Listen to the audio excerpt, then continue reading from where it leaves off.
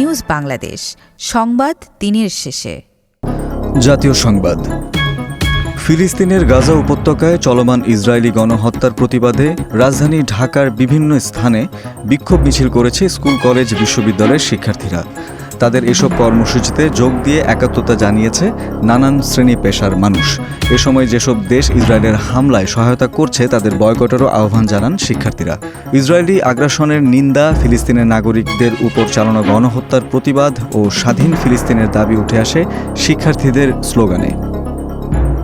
নতুন উদ্যোক্তাদের সহায়তা দিতে ৮০০ থেকে ৯০০ কোটি টাকার বিশেষ তহবিল গঠনের উদ্যোগ নিয়েছে বাংলাদেশ ব্যাংক।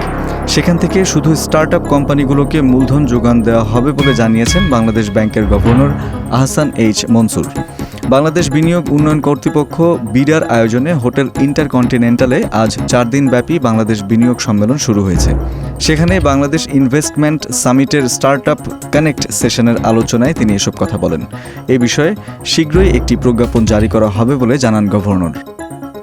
সীমানা নির্ধারণের প্রস্তাব মন্ত্রিপরিষদে পাঠানো হয়েছে বলে জানিয়েছেন নির্বাচন কমিশনার আনোয়ারুল ইসলাম সরকার। তিনি বলেন, ক্যাবিনেটের অনুমোদন না পেলে বিদ্যমান আইনেই নির্বাচন হবে। ইসি আনোয়ারুল বলেন, আজকে আমরা আচরণ বিধিমালার খসড়া করার জন্য বসেছিলাম, প্রায় চূড়ান্ত হয়েছে। চূড়ান্ত করে কমিশনে প্লেস করব। এরপর কমিশন চূড়ান্ত করবে। সংস্কার কমিশন যে প্রস্তাব দিয়েছে, আমাদের স্থানীয় সরকার নির্বাচন ও নতুন নতুন বিষয় অন্তর্ভুক্ত করব। আশা করি চমৎকার আচরণবিধি হবে।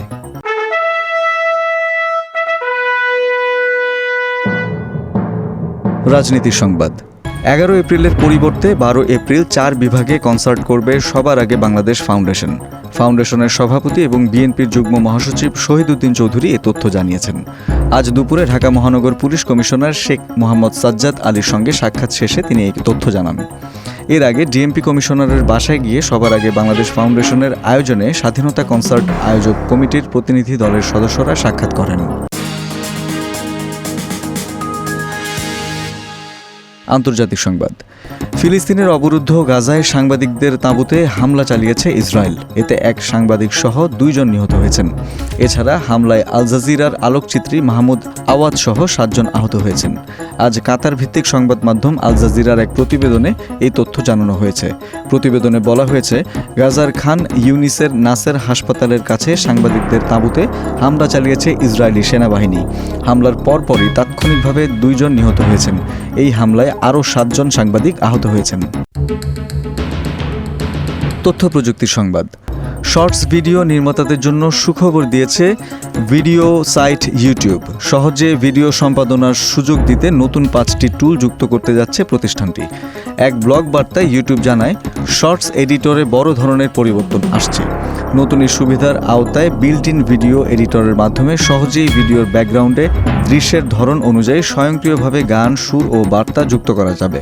এছাড়া শর্টস ভিডিওর টেমপ্লেটে ছবি ও ভিজুয়াল ইফেক্ট যুক্তের পাশাপাশি ফোনের গ্যালারি থেকে ছবি সংগ্রহ করে বা কৃত্রিম বুদ্ধিমত্তা এআই এর সাহায্যে কাস্টম স্টিকার তৈরি করা যাবে।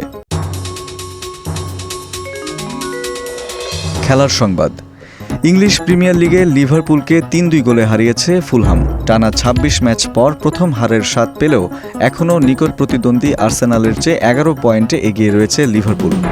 লন্ডনে ঘরের মাঠে লিগের পয়েন্ট তালিকার শীর্ষ দল লিভারপুলকে হারের সেই স্বাদ উপহার দিল ফুলহাম। ম্যাচ শুরুর পর ১৪ মিনিটে লিভারপুলকে অ্যালিস্টার এগিয়ে দেন।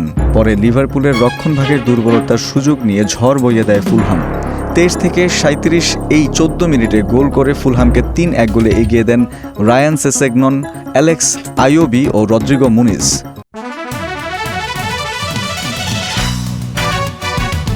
সংস্কৃতি বিনোদন। ফিলিস্তিনিতে হামলায় ইসরায়েলি বর্বরতার বিরুদ্ধে বিশ্বব্যাপী চলছে প্রতিবাদ ও বিক্ষোভ। গাজাবাসীদের জন্য সংহতি প্রকাশ করে ডাকা হয়েছে বিশ্বব্যাপী ধর্মঘট। বাংলাদেশের রাস্তায় রাস্তায় ফিলিস্তিনের পক্ষে নেমেছে সাধারণ মানুষ। এবার গাজাবাসীদের জন্য সংহতি প্রকাশ করলেন ঢাকায় মেগাস্টার শাকিব খান। সম্প্রতি সামাজিক মাধ্যম ফেসবুকে এক পোস্টে তিনি লিখেছেন, গাজা শুধু একটি ভৌগোলিক নাম নয়, এটি যেন আজ নির্যাতিত মানুষের প্রতীক। দুঃখজনক হলেও বাস্তবতা হচ্ছে, সৃষ্টিকর্তার কাছে প্রার্থনা করা ছাড়া আর কিছুই করতে না পারা। তাদের পাশে আছি, ভালোবাসা, সংহতি আর শান্তির প্রত্যাশায়। দর্শক, এই ছিল আজকে নিউজ বাংলাদেশ সংবাদ দিনের শেষে আয়োজন। দেশ বিদেশের প্রতিদিনের সবশেষ সংবাদ জানতে চোখ রাখুন www.newsbangladesh.com-এ। লাইক শেয়ার দিয়ে সঙ্গে থাকুন নিউজ বাংলাদেশের ফেসবুক পেজ ও ইউটিউব চ্যানেলে। ভালো থাকুন, সুস্থ থাকুন। আল্লাহ হাফেজ।